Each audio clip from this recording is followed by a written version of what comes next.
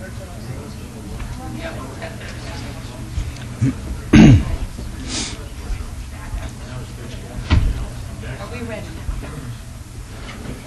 we ready?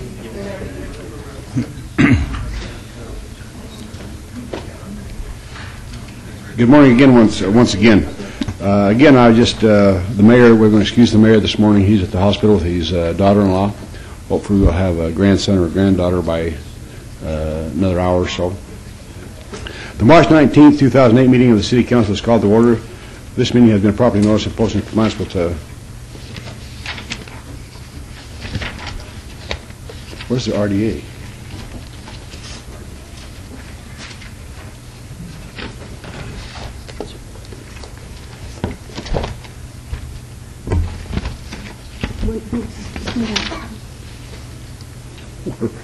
This is going to be a great day. The Redevelopment Agency meeting on March 19, 2008 is called to order. This meeting has been properly noticed and posted in compliance with the open meeting law. As you can tell, we're being recorded over there also.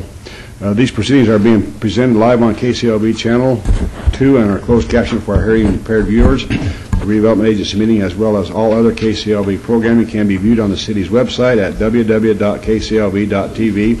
The proceedings will be rebroadcast on KCLV Channel 2 and the web the Wednesday of the meeting at 8 p.m. and also on Friday at 4 a.m., Saturday at 7 p.m., Sunday at 7 a.m., and the following Monday at 1 p.m. This announcement is protected. This building is protected by the state-of-the-art fire detection and suppression sprinkler system. If alarms should activate during today's meeting, please evacuate using the exits once outside. Assemble on the Las Vegas Boulevard side of this property. Employees wearing safety vests or our city marshals will inform you when it is safe to re-enter the building. That's just for our information. I hope nothing is going to happen today. We are in compliance with the open meeting law. And could I have an approval of the minutes by reference to the regular redevelopment agency meeting of January the 9th, 2008? Mayor Pro Tem, no comments or questions. Move for approval. Please cast your vote. Please post. Motion carries. Item number 4 is RA 2-2008, discussion of possible action regarding a resolution finding the project proposed by the Commercial Visual Improvement Program agreement between the City of Las Vegas Redevelopment Agency and 4 Charleston LLC, located at 4 East Charleston Boulevard, to be in compliance with and in furtherance of the goals and objectivities of the redevelopment plan, and authorizing the execution of the CVIP agreement by the agency, $50,000 Redevelopment Agency Special Revenue Fund. This is in Ward 3. This is also related to Council Item number 56. Applicants present. Scott, please. Good morning. Scott Adams, Operations Officer of the Redevelopment Agency. This is a Visual Improvement Program request that involves the development of a building at the corner of Charleston and Casino Center. Main Street, I'm sorry. I'm looking at the map.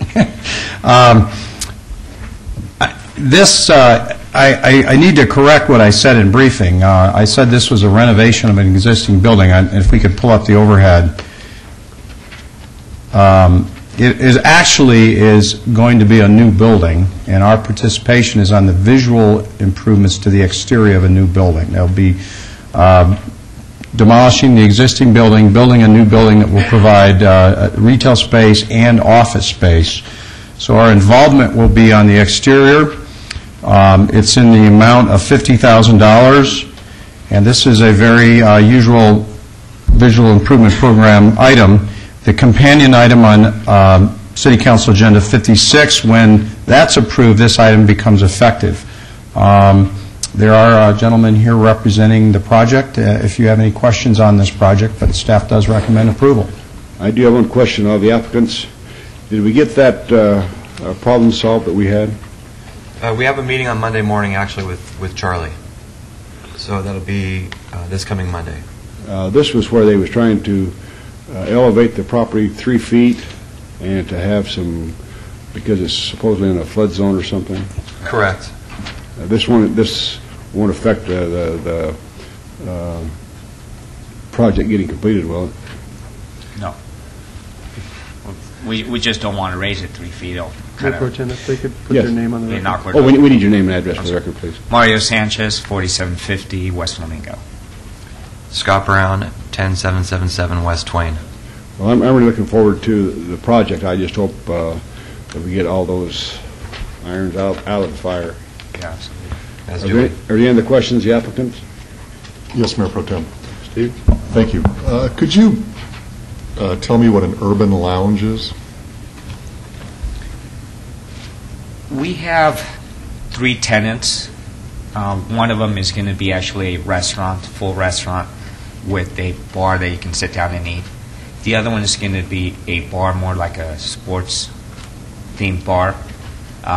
Again, more relaxing. And then we have a third concept, which we're trying to add more of maybe like a jazz feel, a wine and cheese bar, that kind. It's not like a tavern, your normal bar. It's more like a lounge, relaxing kind of atmosphere. Okay, thank you. Any other questions? I'll make a motion to follow staff's recommendation for approval of this item with all conditions. You've heard the motion. Please cast your vote. Please post. Motion carries. Thank you. Good luck. Thanks, Scott. Item number 5 is RA-3-2008, discussion of possible action regarding a resolution finding the project proposed by the Commercial Visual Improvement Program agreement between the City of Las Vegas Redevelopment Agency and Deerport Company and Facilitag Business Interiors, Inc., tenant and CVIP participant located at 820 and 821 South Main Street, to be in compliance with and in furtherance of the goals and objectivities of the redevelopment plan, and authorizing the execution of the CBIP agreement by the agency not to exceed $40,800. This is also in Ward 3, and this is item is related to Council Item 57. The applicant is present. Mr. Adams, please. Sure. This is another visual improvement program request. This is at 820 to 821 South Main for Facilitex facilities. You see on your overhead there a group of buildings. We're actually participating on the building on the right, and then there's a smaller building to the rear that we'd participate in making visual improvements to. As you see, we would be participating in painting the front of the building, signage, and then some of the general cleanup and painting on other parts of the property that are visible from the street. Our program participation in this project is $40,800, and as indicated, the applicant is here. If you have any questions, staff does recommend approval on this project as well. Could we have your name for the address, please? Or for the- Sure. Quentin Abramo, 189 Plumpjack Avenue. Do you want to tell us about your business, please? Sure. Facilitech, we actually moved into the building on the, if you're looking at the picture to the left, in September, and the good news is we're growing. So we took the spot next door, and we're going to be growing my construction division into that spot. You want to explain to us what you do over there, because I know. We're an office furniture supplier as well as a modular construction interior company. We just completed doing 265,000 feet of raised floor for the Mulaski building downtown. We're part of the USGVC Council, and we believe in building green buildings. So that's my business. I was going to have to pull your teeth to get that out of you. Appreciate the opportunity to share it with you. Thank you. Are there any questions of the applicant? Yes, Mayor Pro Tem, if you don't mind. Scott, for purposes of our viewers, recognizing that we're going through some tougher financial times, the monies that the City of Las Vegas is putting up for these projects, could you explain to our viewers where these monies are coming from and the effect or non-effect on our general budget? Well, as you know, the Redevelopment Agency receives its funding through tax increment financing, which is the new incremental taxes that are received from the new development that occurs in the redevelopment area, which is the greater downtown area. In the case of the Visual Improvement Program, we have been continuously allocating dollars from the Redevelopment Agency's Special Revenue Fund into the Visual Improvement Program, and it's those dollars that are made available on these types of projects. I think the other thing to point out is that, and I think I had given you an update on this program a couple meetings back, that we require leverage on each of these projects as well. So we're not only putting dollars in, direct dollars of our own, we're expecting the property owner to leverage that at least 1-to-1. And we've been able to show that through the program, we've actually done that probably 3 or 4 times to 1, so that we're getting, for every dollar of investment of the redevelopment agency we put into a project, we get $3 or $4 out of the private sector. And so it's become a very leveraged, catalyzing program for new investment in the downtown area. Mayor Pro Tem? Yes. Mr. Adams, it's probably important, now that Councilman Wolfson's brought that up, that in this meeting and in future RDA meetings and in council meetings, and I see Mr. Vincent, our finance director, in the audience too, that as we approach budgetary items, this meeting, future meetings down the road, while we are certainly dealing with an economic issue right now, that explanations be made as to where those dollars are coming from, what bank accounts, how it's funded, and so forth and so on. It's important, I think, that the council helps the residents of this city understand where those dollars are, how we got them, and how we're spending them, so they're familiar with how it works. This, another item on this agenda, I'm going to be giving our routine PowerPoint update. And I'm going to talk on a couple slides about how we're managing our assets and trying to be as effective and assist the general fund as possible. Thank you. Any other questions or comments? I'd make a motion to follow staff's recommendation for approval of this item with all conditions. If you've heard the motion, please cast your vote. Please post. Motion carries. Thank you very much. Thank you. Item number 6 is report and possible action regarding the rehabilitation and facility management plan for the historic 5th Street School located at 401 South 5th Street. Mr. Adams? Okay, on this item, what I'm going to do is ask our Deputy Director, Steve Van Gorp, to be assisted by Stoney Douglas to make this report. Good morning, Board. We're pleased to be in front of you today to provide you a progress report on how we're doing with finishing construction at the 5th Street School, and also lay out how we're going to manage the property from here on.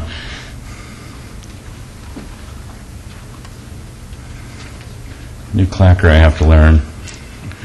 All right. Let me give you a little background for our viewing audience as well. The 5th Street School was built in 1936. It was the first permanent elementary school in Las Vegas. A number of famous folks in and around Las Vegas have gone through this elementary school over the years. The school ceased use in the 1960s and became an office building by Clark County, and remained an office building by Clark County for their building department and their early GIS operations up and through the mid-90s. The city acquired the facility from Clark County in the mid-1990s and placed the Metro First Downtown Area Command in the building and offices. The Office of Business Development, you might remember, was in the 5th Street School for a number of years before moving down to the City Hall Annex.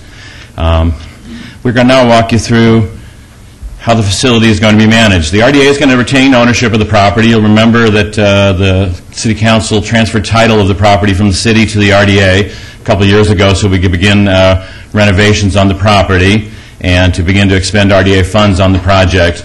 From here on, we're going to budget initially about $250,000 a year for operating the project, and we hope to recoup those funds through rental of some of the halls and the exterior spaces, and we'll walk you through what those spaces are as well today. We have a number of tenants moving into the property as well, and those tenants were selected through a request for proposals more than 2 years ago, and a number of nonprofits are joining us now to create the cultural arts campus that the mayor and this council has envisioned for a long time. This project is going to become a cultural arts center for the core of downtown. The gym, gallery, courtyards, and the plaza are going to be available for rent by the public as well. So when they're not programmed by the city or programmed by our Office of Cultural Affairs or programmed by one of our tenants, they'll be available by the public for rental, and we're hoping that that rent will help us offset the operating expenses for the project. Who are our tenants? The Nevada School for the Arts will be moving back into the campus. They once were a tenant many years ago. and will be coming back in. They were selected through the RFP process, and they will primarily be teaching arts and music programs to youngsters. So you'll see a lot of kids with violin cases and other musical instruments around the campus in the afternoons and evenings. UNLV Downtown Design Center. UNLV is committed to return to the campus. You'll remember for a number of years they had an architecture studio in the building, and we had to displace them about 2 years ago as we started interior demolition work on the project.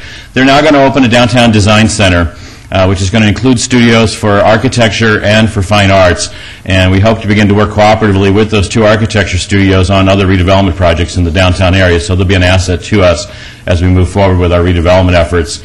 The American Institute of Architecture, the Southern Nevada and Las Vegas offices are going to move downtown. It's quite conventional in other cities to see the AIA as one of the boosters of downtown redevelopment, and so that we've convinced the AIA to move down from the UNLV campus to downtown as well. They're going to have an office there. They will have a bookstore there as well, and so there'll be a regular daytime presence as well. And our Office of Cultural Affairs is going to move into the campus and have their offices there, so this really will become a cultural hub for the downtown core.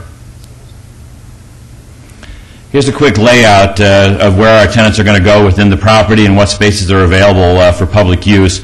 The dark red is where Nevada School for the Arts is going to go at the southern end of the campus, pretty much where OBD used to be in the old days, that whole wing and the short wing from there.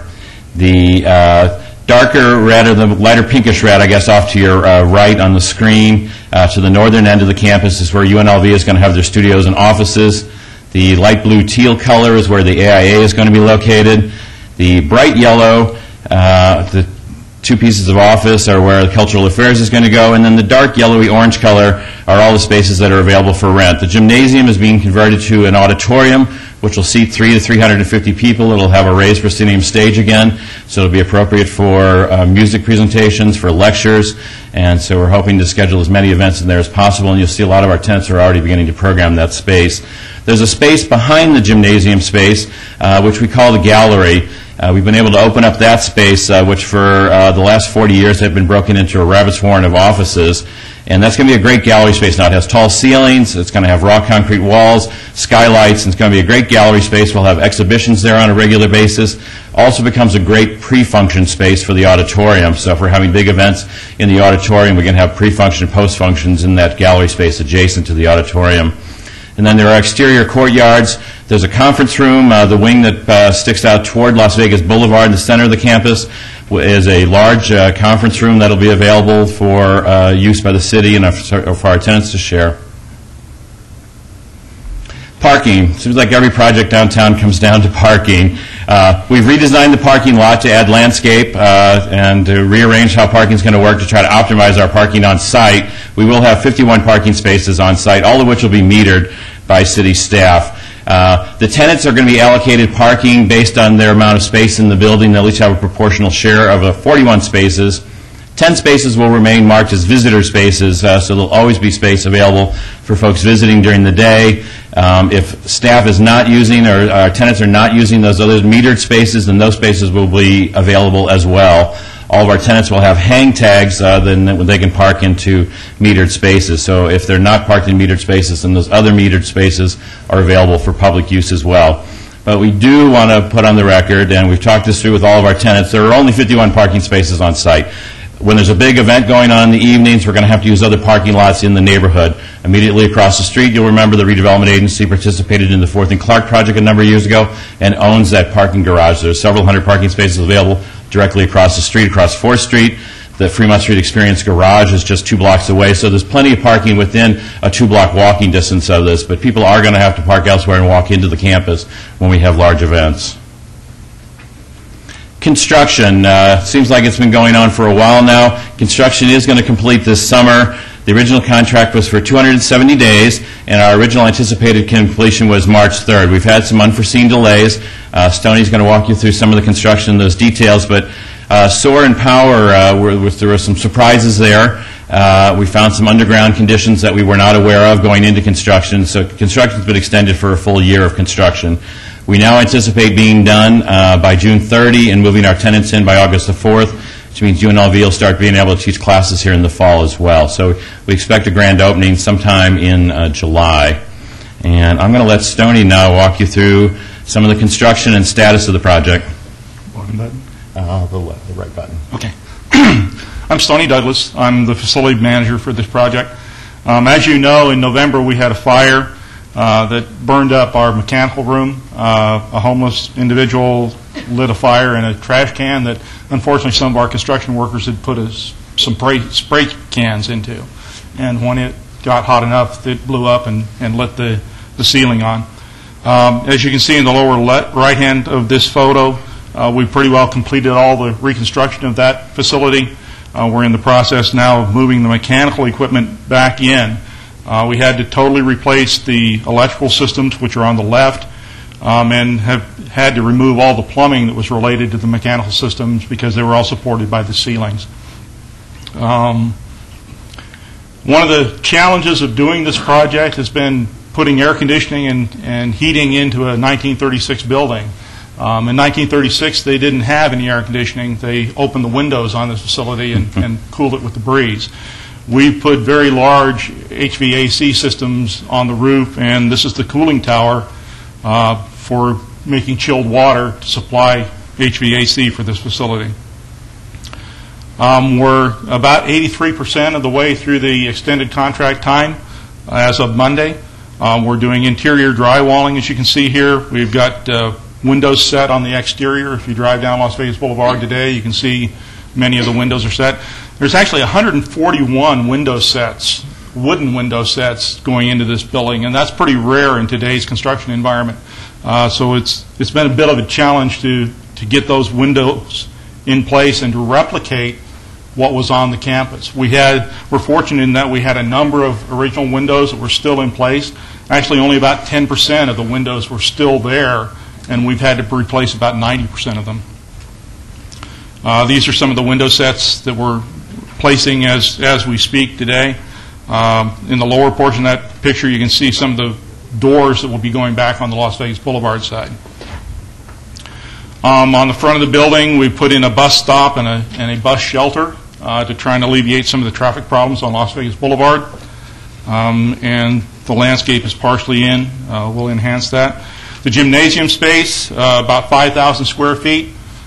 We've opened that up. When Metro was in there and the county was in there, that had a second floor in it. During the demo, we took that second floor out. Ceiling heights now are about 22 feet. It's going to be a very dramatic space when we complete it.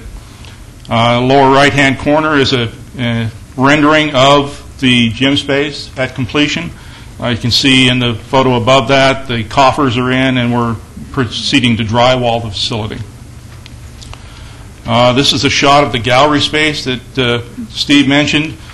This is a nice open space. We'll have a lot of hanging area for hanging art and those kinds of things, as well as meeting space that you can have smaller meetings in. The courtyard, the interior courtyard, you folks approved almost a year ago now, reactivating the fountain. So the fountain will be active in this courtyard, and we're actually going to be accepting those trees today on the facility. And that's pretty much my part of this thing. You asked earlier about funding and putting on the record funding sources. This project is owned by the Redevelopment Agency. It's been funded through Special Revenue Project Fund of the Redevelopment Agency over a period of years now. We've allocated certain monies over the last several years to keep the project going. In previous years, interior demolition and stripping the project down and doing historical research on the project. This current contract is approximately $9.5 million.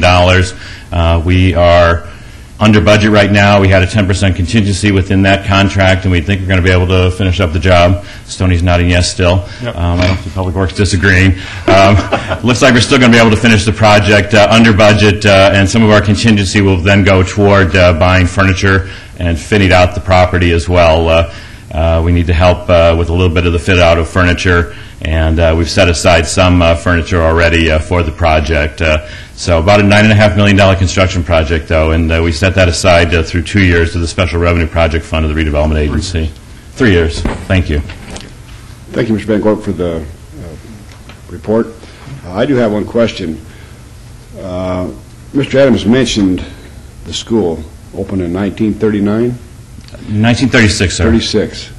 Are we making any headway? Are we going to be able to invite some of the old students to the re-grand opening of this facility when we get it open? We sure are working on that. We have staff now in the office working on making contact with as many folks that went to the school as possible. We're going to put out a flyer for more information. And so we're trying to seek out as many folks as we can right now that went to the school and invite them to the grand opening. It's going to be a day of festivities when the school's rededicated. I know Senator Bryan went to school there, and I think Yes, sir. Lloyd George went to school there. He sure did. So, anyhow, are there any other questions or comments? Councilwoman, Mr. please. Mayor Pro Tem, I just want to say what a magnificent job you've done, and what a recognition of the history of the city and of education itself. I was there as you started out in all of this, and it's just come along in an excellent way, despite the fire and all the rest. So, thank you. Thank you. We're very excited. Very exciting. Any other questions or comments? I would move to accept the report and ask them to keep going as fast as they can. I would also like to put a plug in for our Public Works partners on this project. We wouldn't have been able to get this done without their diligent management of the construction on this project. Thanks, you guys. I'd move to accept the report. You've heard the motion. Please cast your vote. Please post. Motion carries. Mayor Pro Tem? Yes. I have a question for Mr. Adams and also for Director Kukowski as it relates to a comment you just made, working together with two departments. With the downsizing that we've been going through, is there a way for us to possibly look at more development projects, city-funded projects for our employees to be shifted to work on those specific projects versus them being laid off from employment? Yeah, that's a great segue into this presentation. Okay, because great. the first two slides of this presentation, I'm going to talk a little bit about how we're really starting to carry more of the weight of the general fund in the redevelopment agency to take some of the burden off the general fund. Okay, then I'll be interested to see your presentation. Thank you. Okay. Item number 7 is report and possible action regarding the redevelopment agency project currently under contract or negotiation. Other projects proposed are under construction within or near the redevelopment area, and to provide an overview of programs, initiatives, and wards 1, 3, and 5. Mr. Adams, please. Okay, Scott Adams again. This is my routine quarterly PowerPoint update. I think I mentioned that at the beginning of this I was going to talk a little bit about where we're at in terms of our assistance with the general fund. We all know the city's going through very difficult times financially, and one of the things that we've been doing at the redevelopment agency is analyzing our budget to determine how much of our costs are currently being borne by the general fund and shifting that expense to the redevelopment agency. For example, the entire administrative function of the agency had been for years funded through the general fund. What we're going to be doing is shifting that, starting with next year's budget, to fully funding all of our departments' operations out of the redevelopment agency. That saved the general fund about $700,000 for just that one move. We're looking at other different options for how we could shift expenses, ranging from legal services to rent and other options. And as we identify those ways that we can shift burden from the general fund to the RDA, we'll do so. The other thing that I would like to mention is, as you know, you've all been briefed on the economy, the state of the economy, in particular the state of the real estate economy, and that we are kind of in a trough right now. And we're looking at the RDA now, I think, like a business would look, a real estate company would look at itself. They take advantage of down cycles to really start and get themselves prepared for coming back up as you pull out of that down cycle and go into the next up cycle. So one of the things we're looking very hard at is converting all of our, what we call ENAs, or exclusive negotiating agreements, to development agreements. And we're working very earnestly on that. In fact, this afternoon you'll see on the agenda of the council that being done on the Charlie Palmer project, where we're going from an E&A to a DDA. That gets the project in a position where when they get financed, they can go forward and start and get under construction. The point of this is it gets us sooner to revenue. The sooner we can get a project in position to get built, the sooner you get it under construction in the ground and you get tax revenues coming out of that project. The other thing we're looking at, and we're working with a number of you on this, is all of our sites that are currently vacant and how we can better get those projects moving forward to a position of developability. There are a number of sites that are in the redevelopment agency or redevelopment area that are currently vacant, that are owned either by the city or the agency, that have redevelopment potential. One of those is the Bulldog site. We have sites we've referred to as the Clark parcels. They're properties across from the Fifth Street School on the corner of Clark and Las Vegas Boulevard and Clark and 4th Street. And we're looking at how we can maximize the development potential of those.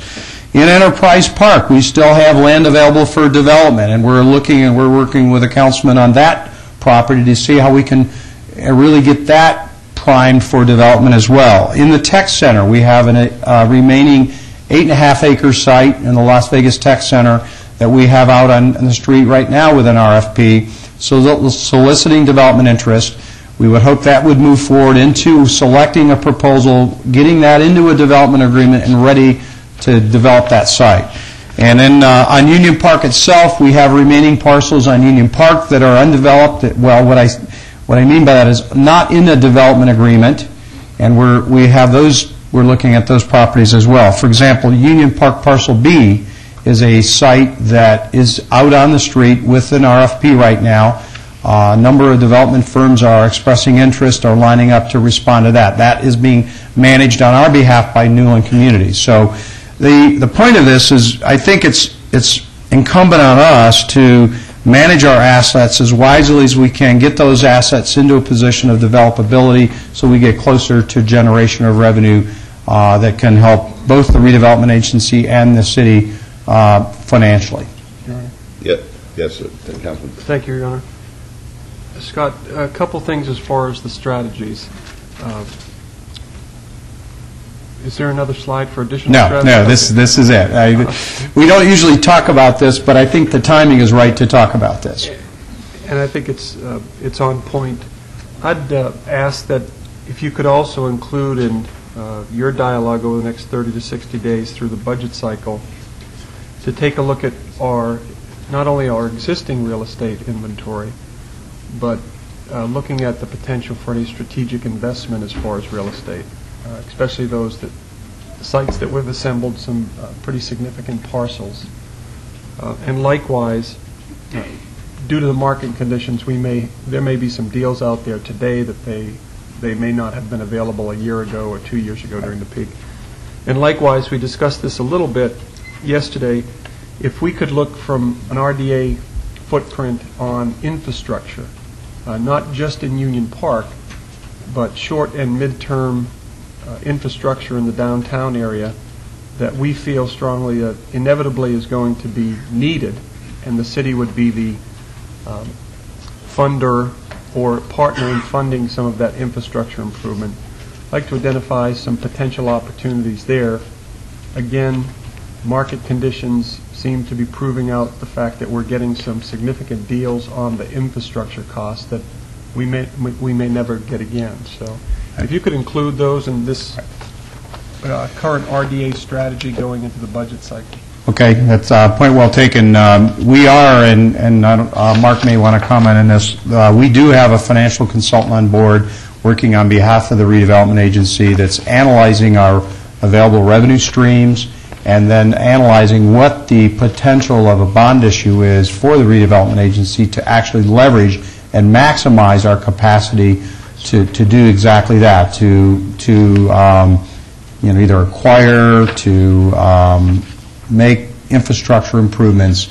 And so the timing on all this is on point. If we do our traditional, in some of our master plan communities, the city will do their traditional SIDs. Do we have that same authority in the RDA, or is there anything that differentiates what we've done traditionally to what we could do downtown. Mr. Vincent? For the record, Mark Vincent, Director of Finance and Business Services. We would have the ability to do an SID in the downtown area, but unless we have more than 50% of the project being funded with public funds, then there are some rules that can prevent us, unless we do that, there's rules that can prevent us from forcing that if there's enough property owners that say no. For example, what we did with the East Fremont Street, the entertainment district, was an example of where we used a combination of public funds and an SID, and in that case, we were able to move forward with that. So there's always an opportunity, but it's something that we need to probably look at on a case-by-case basis. And if we have, I know in the past we've done some traffic flow pattern studies downtown as far as one-way couplets and some of the major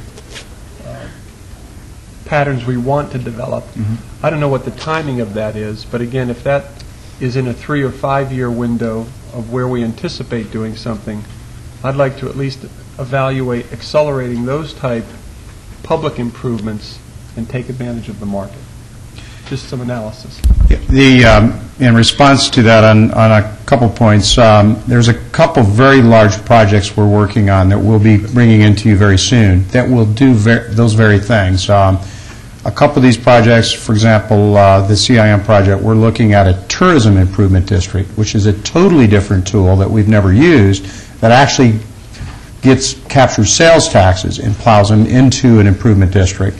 And the live work and CIM projects are both involving an incredible amount of leverage, both using the developer and the redevelopment agency to make street improvements and traffic improvements. So we're, in some cases we're getting them out of the developer, in some cases we're having to put that up ourselves, but we're trying to maximize as much as we can on these big projects that will generate that kind of impact.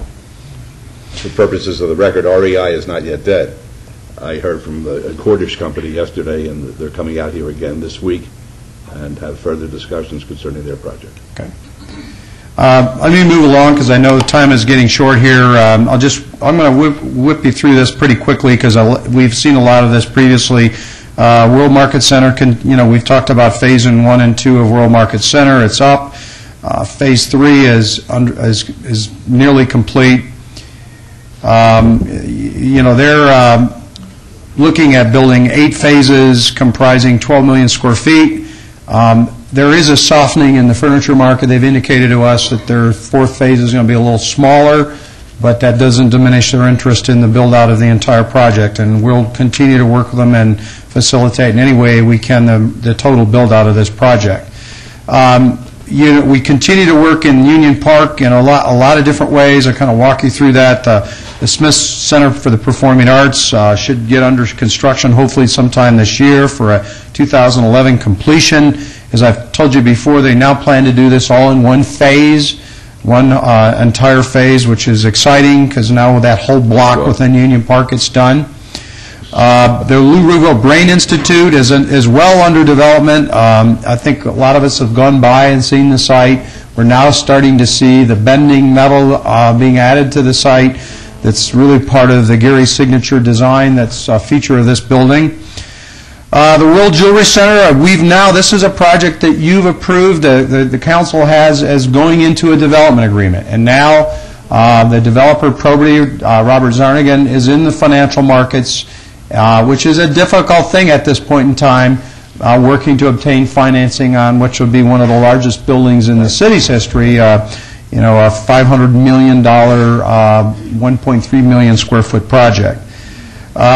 Newland Communities, we're working with on the timing of their first phase. They are coming on a deadline here very shortly to take down their first phase site and develop that first site. Now, as we know, the housing market is soft.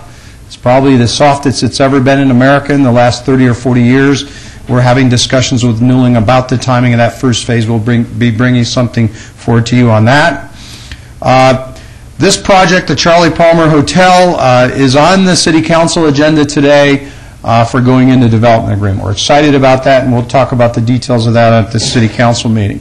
Parcel B I mentioned, it's one of the premier sites in Union Park, is on the street for an RFP. We do have a number of developers expressing interest.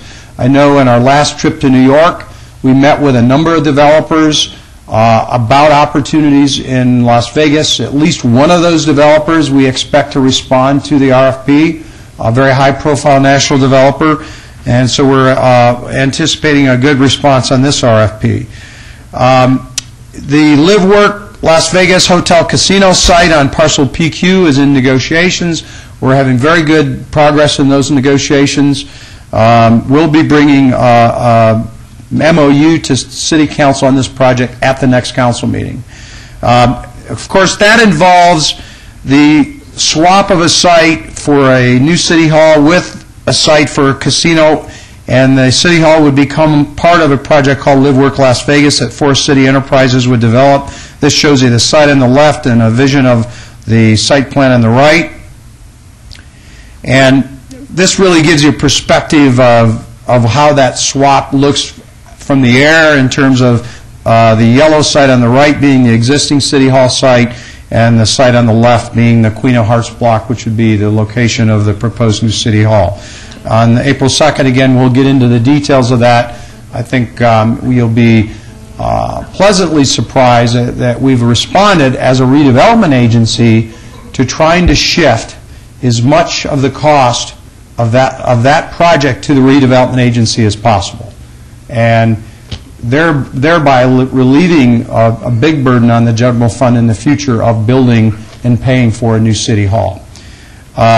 This is a wire diagram that you've seen previously that Pizzuti presented that shows that a City Hall will fit well on that Queen of Hearts block. In fact, what we're looking at is a phased development of City Hall on that block. So that's all being discussed and part of our negotiations with the Live Work folks for their assistance in helping develop this project. Moving back on to Union Park, Access Medical has been working in earnest to move their ENA forward to a development agreement for the development of their medical office building and Kimpton Hotel project. They're making good progress on that. The Las Vegas Premium Outlets is moving forward to their expansion. The garages are up. They're well near completion on their retail space in the back of their site that would add 100,000 square feet of retail. And I have to pause here every time and say this is a project that is proving that retail in downtown Las Vegas works, because this is one of the most successful retail projects in their portfolio and really proves the point that we can make retail work elsewhere downtown. The Mulaski Corporate Center we've been very excited about. It's a LEED certified building. It represents the first Class A office building downtown in quite some time. And it really sets the tone for what we feel is going to be a great deal of more office space downtown to establish downtown as a major corporate office center. Again, our numbers are pretty dramatic in terms of the number of projects, the amount under construction, the amount in the pipeline. The REI project, as the mayor mentioned, is not dead. The addition of Cordish to the team with REI has really given that project some legs.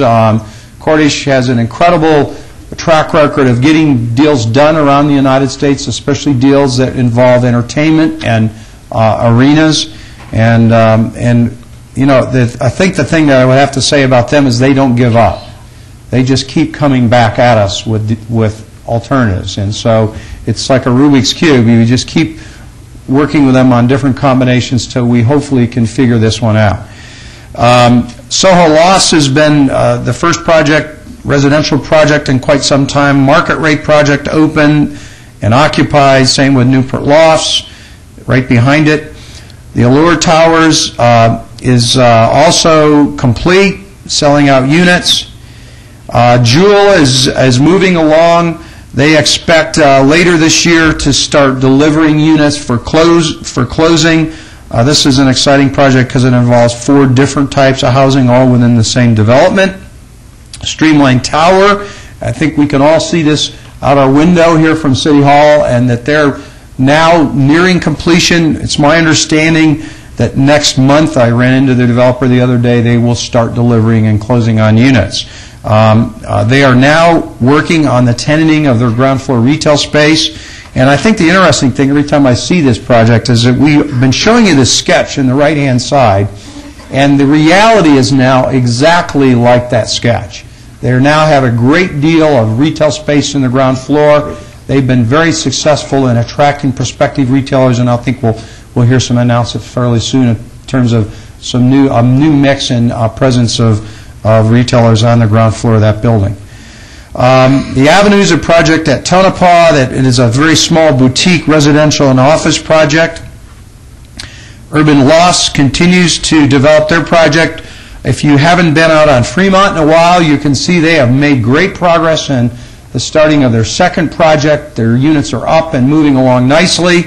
Larry Davis doesn't seem to be deterred at all by anything that goes on in the markets or anything. He just, his track record of all the projects he's done around the United States has been success, and we don't expect anything less from him here. In the entertainment venue, the Fremont East District is just continuing to be successful. At the most recent First Friday, the crowds in the entertainment district were incredible. The district has now been discovered completely by locals, and they're coming down in droves. So it's our investment as a public sector, taking the lead, making those improvements, has really had the desired impact in terms of getting the recognition and really now making that district an icon. We've had a number of television shows want to come down and shoot in the district because of the new neon signage and iconic visibility that district gives to downtown. We're seeing new clubs express interest moving into the district. The Hive is one of those at the corner of Fremont and Las Vegas Boulevard, taking the old 7-Eleven space. Beauty Bar continues to have success. The Griffin continues to have success. Same way with the downtown cocktail room. The venue of Vegas is in their entitlement and permitting process, and hopefully will start fairly soon. Moving out of the entertainment district over to the block, this is an area that later this afternoon on the council agenda you'll see for the first time the unveiling of the new master plan by the CIM group of what their plans are for 3rd Street. And they will do much more than you see on the block. They will make that whole street and whole area be a block on steroids, and we're excited to really work with them and see that plan to fruition. The Pint and Hennessy's are all continuing to do very well, along with Mickey Finn's. The Canyon Club has really given Fort Queens a new presence downtown. We continue to work on Neonopolis. We're working through some parking commitments that we'll be bringing back to you fairly soon that we believe will hopefully nail down an anchoring of that building by a major anchor tenant. Moving into other projects, we'll continue to work with Alpha Omega on the 1501 Decatur site and restructuring this project, working through it in a way so they can move this project forward and get their financing. The name of the game in all development now is financing. It is a difficult arena now to get financing, and we're working with all of our developers on creating attractive terms as possible to get these deals built. Edmonton Center is a project where we are now working an incentive agreement that would involve visual improvements and other incentives to anchor Vons with a new grocery tenant. I was on the phone with the attorney yesterday of a major chain that would like to move into the Vons space, and they are 95% complete in their tenant negotiations with Safeway, and I think we're going to finally make this one work this time. Very good announcement. Bank of America 2 days ago closed on our site at MLK in Washington. You know, you get a little concerned when you're starting to head into a down economy that these kinds of projects might not happen. They've closed, and their intent is to move forward and build the first permanent branch for Bank of America on the MLK corridor. We continue to work in Enterprise Park, as I mentioned. This is an aerial view of the park showing all the different projects that have been developed through the years in Enterprise Park. We've got the RLT Corporation's office, the FBI building. Cox Communications is now starting to ramp their building up and getting it prepped for their occupancy. The Urban Chamber of Commerce is starting to move their project closer to a start. The The Expertise School of Beauty is done. And the FIT building is actually moving along very nicely, the sketch on the left, the reality on the right. And as I mentioned, in red, in the center of Enterprise Park, is an 8-acre site that we are working on concepting for an RFP and putting that out on the street and hopefully soliciting development interest in the development of that project. Moving back into casinos, the El Cortez has, as we mentioned, done everything you could ask for of a major business downtown in terms of renovating their property with their signage, their new corridor entryway, their porte cochere, and they hopefully will start soon on the Ogden House in the lower left-hand corner as a new boutique hotel addition to their project. The Golden Nugget, they've added a new nightclub, the Gold Diggers. They've continued to move forward their project, and really the gaming uptick downtown has really been on the backs of the investments that have been made by the Golden Nugget. They're really holding the ground for downtown in terms of gaming revenue in the downtown area. As I mentioned, CIM Group will be working with on their renovation of the Lady Luck and the development of the block around the post office. And you'll hear much more about that later this afternoon or this morning. And then in a few other, we just gave a report on the Fifth Street School. Won't go into a lot of detail on that. And the Callister Reynolds Law Office building was built. I think you're going to see more of this. We have been inundated with interest by developers wanting to do small office buildings in the legal corridor because there's a real demand for legal space in that area. So I think you're going to see more of these smaller boutique office buildings built to take advantage of demand for office space. Studio A10 was the project that that sells goods made by disadvantaged individuals. This was one that received a VIP from us. I thought I'd throw that in there just so you could look and see what the end result of one of our VIP program projects was. And then we continue to work with City Market analyzing the Bulldog site for its development potential for housing.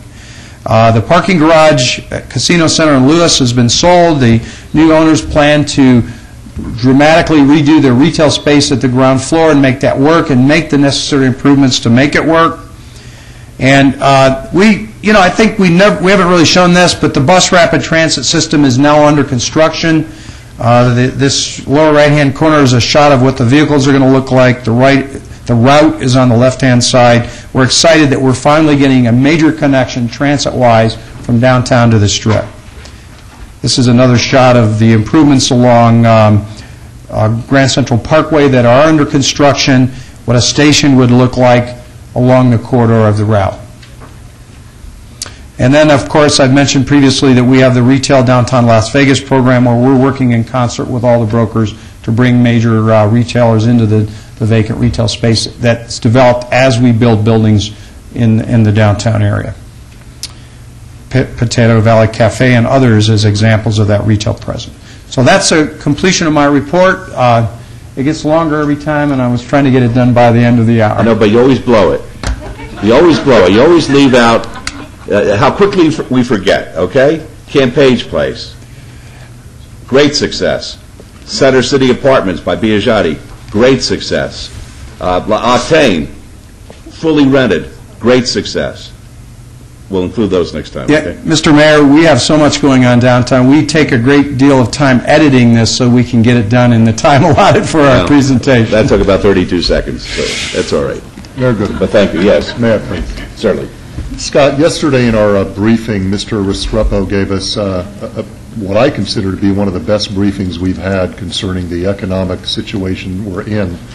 And if I heard him correctly, he talked about the rental inventory issue, and I thought what he said that right now, and he was probably talking valley-wide, we're at about a 60-40 split between ownership and rental. Right. And I think what he said was he predicted in the next couple of years or few years that that's going to flip. That's correct. We're going to have a need for more rental inventory as we go along. So I just want to kind of throw this out that as we're doing such a great job in downtown and the surrounding areas with all of the development that's coming on board, we're going to have a lot of people working downtown that can't afford to buy. That's correct. And that perhaps want to live in the downtown area. And if we don't have some rental inventory for these people that we want to live, work, and play in the downtown area, we're going to have problems. So I think, this is my personal perspective. As we encourage more development and we encourage more things to come to the downtown area, let's just keep, right close by on our radar the need for rental inventory in this central area. That's a point well made. We've identified for a couple of years now, there's a niche market downtown for rental. There a market rate rental to respond to workers who work downtown.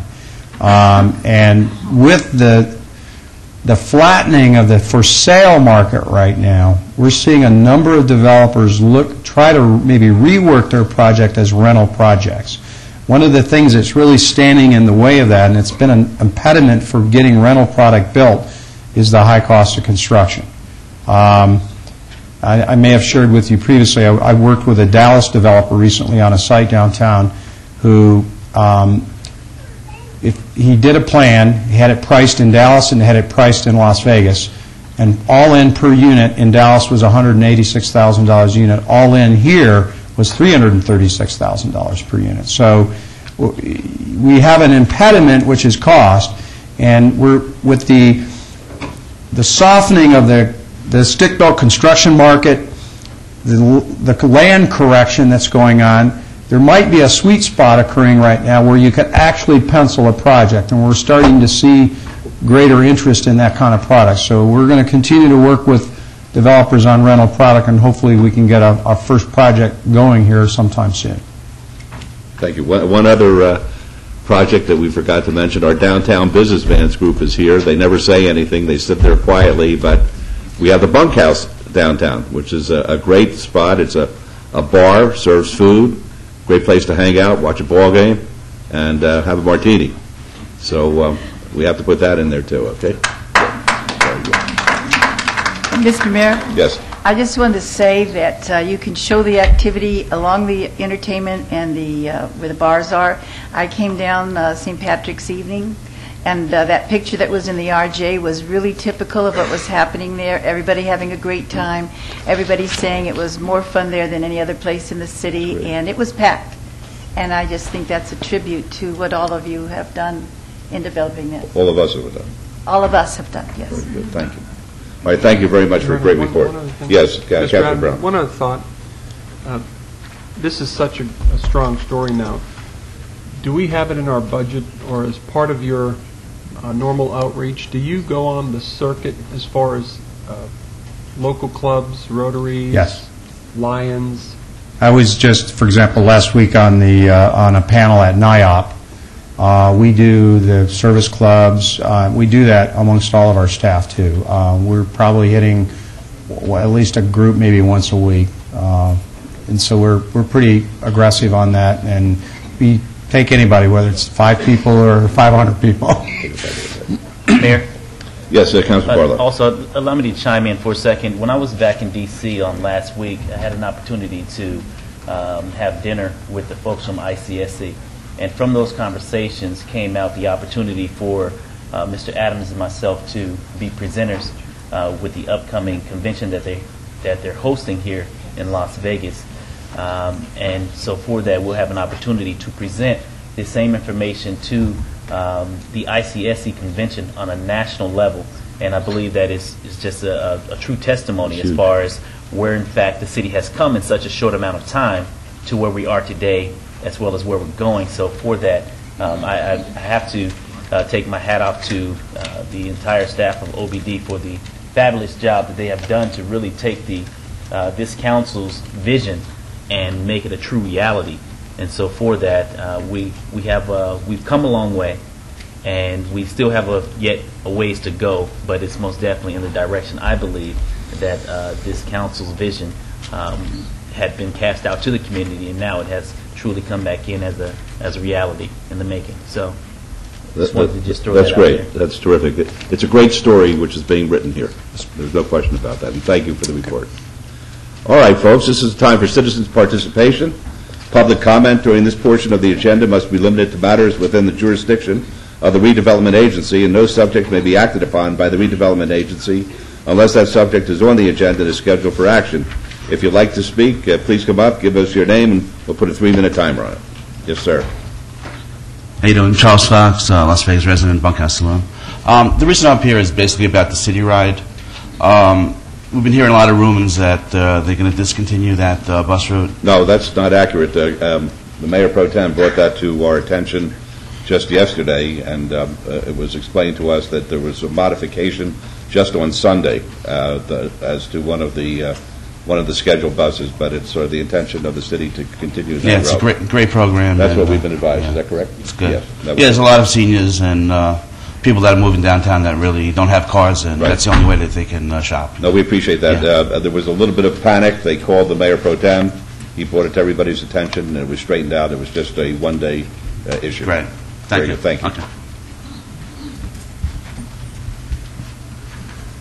Hi, good morning. Cliff Everidge, 555 South 3rd Street. I just want to come here to thank the council, the mayor and the council, for allowing us to participate in the VIP program. Just to put a photograph there, if I could. Overhead, please. We received a $50,000 grant last week, which allowed us to improve the northeast corner of 3rd Street in Bonneville. We're building the first world-class wedding chapel ever built in downtown Las Vegas. We're a family business. 62% of the workforce of the United States is family businesses. And what we've attempted to create here is a real, I think, a credit to the city of Las Vegas. This has stone exterior, infinity waterfall. Can we get it on the overhead, please? It is. Oh, there it is. Very good. Infinity waterfall, chandeliers, grand piano. It's really going to be it really is a spectacular location. I think many of you have seen that. We believe that entrepreneurs are the heart and soul of the community, and we're a necessary complement to the big developments that you hear going on as well. And although we've had interminable delays as far as our construction, and we still don't have water, the project is complete, and we're looking forward to a grand opening. We've invested, this picture of the interior shot, but we've invested about $3 million in this project and hope to get it completed, and we appreciate the city's support on the VIP program. That was very beneficial to us. Thank you very much. Thank you very much, and we'll put your letter addressed to me into the record, please. Thank you. Yes, sir. Good morning. Doug DeMacy, lifetime resident of the city of Las Vegas. I'm with the Downtown Business Operators Council, even though some of my opinions and views don't necessarily represent the group as a whole. You made comment that we frequently come to the RDA meetings, and we typically don't speak. I really feel like I just reminded of something my mother told me, if you don't have anything good to say, don't say anything at all. But I really feel it's important to put this out there. You mentioned REI as a potential project, and it's just my feeling. I was offended by Mr. Weaver when he was up here last time. I took his comment about wanting to be the city's landlord as a snide remark about the Forest City deal, which really looks like a great opportunity for the city. I personally, if he wants to be the landlord of the city, he should probably buy some real estate in the city of Las Vegas. It's my understanding that they haven't closed any of those escrows, and enough's enough. You say it's not dead, but to me it smells like a 3-week-old fish.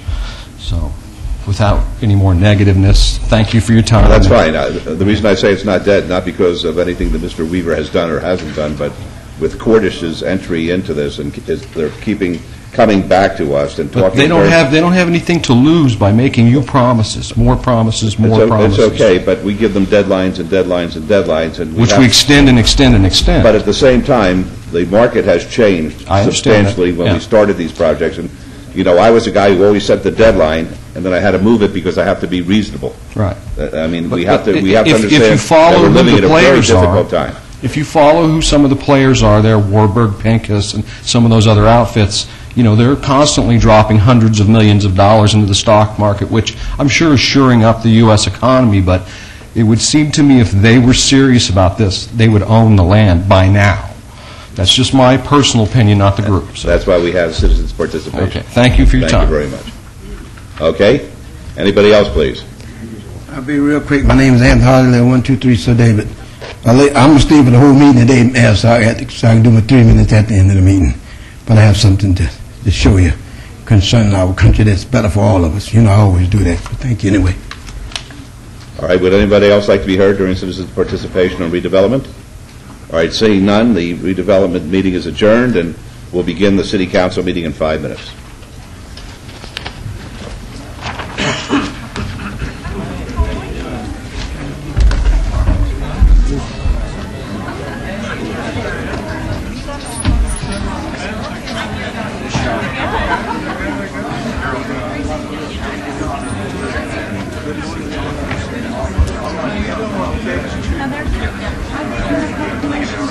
Yes, it was too late on to put on the agenda. Yeah. Just too late to get it on the agenda.